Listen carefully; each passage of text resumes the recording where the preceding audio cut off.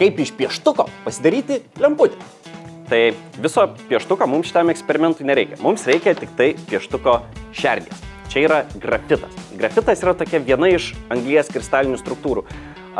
Daugelis šitų struktūrų yra laidžios elektrai, tai grafitas irgi yra laidus elektrai. Tai ką mes dabar padarysim? Mes prie jo prijungsime bateriją ir leisim didelę elektros srovę. Tai kai prijungiam grafitą prie baterijos, per jį pradeda tekėti apie 20 amperų. Tai reiškia, kad jisai pradeda nuo tos srovės kaisti ir raudonuoti. Bet jisai neslydo.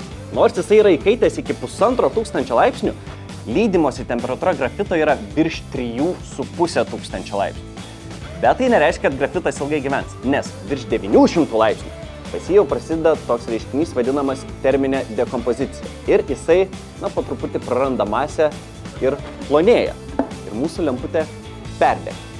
Panaši terminė dekompozicija vyksta senose volframo lemputėse, nes šviečiant lemputei tas volframas, sakykime, garuoja ir padengia stiklą volframu. Dėl to stiklas pasidaro blankesnis, nelabai permatomas ir pati lemputė tamsėja. Ir dabar žinote,